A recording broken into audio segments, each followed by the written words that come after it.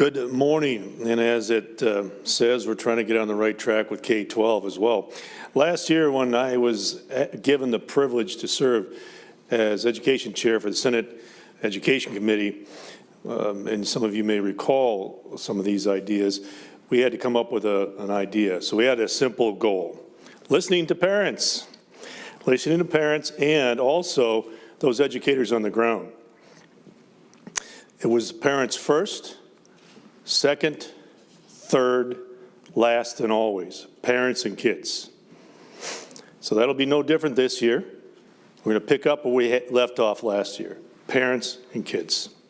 We're going to keep it simple. It's about empowering parents, and again, about empowering educators that are working on the ground and not lobbyists and institutions and systems. So, back to basics. There's three parts to back to basics.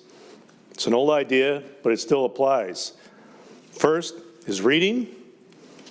Second is empowering parents. And thirdly, mental health. Reading, literacy.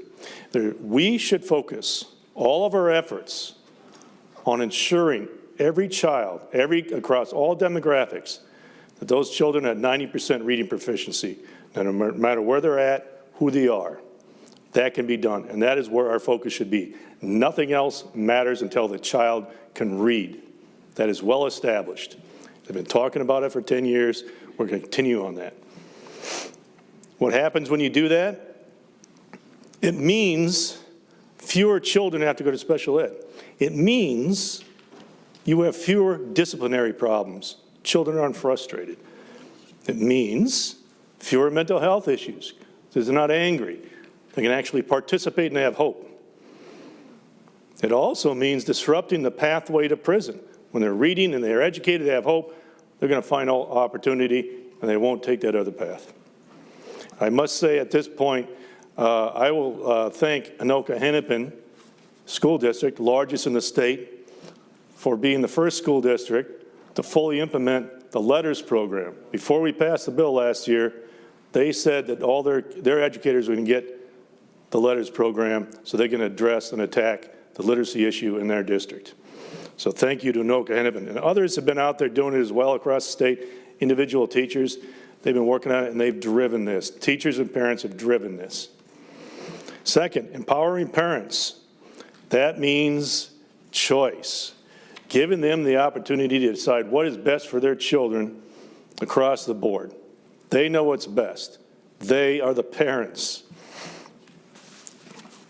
It means recognizing the absolute right of parents as the chief educators of their children and have an absolute right to be involved in every aspect of their child's education and be partners with the school system. No questions.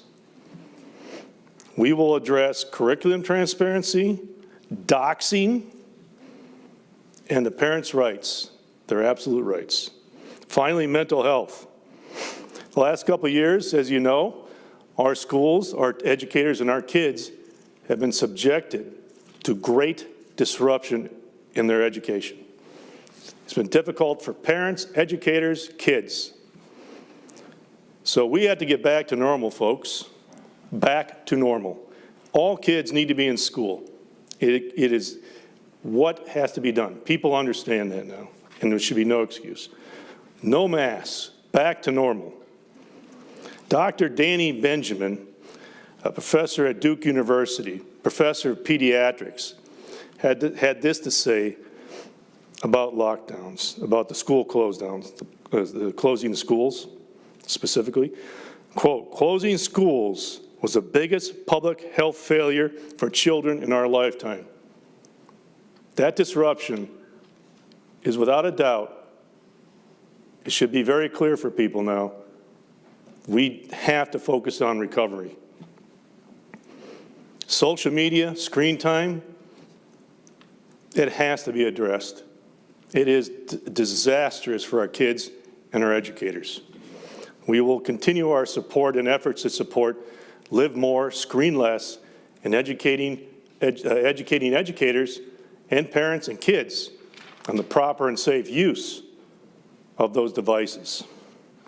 And finally, we'll go back to the beginning, reading. If kids are reading and they're learning and they know they have hope, their mental health is obviously going to be better. So, we have a simple back to basics idea. A simple plan of reading, empowering parents, and mental health. And it's a simple message of hope and empowerment. And a simple ask is listening to parents and partnering with us in common sense solutions. So, thank you very much.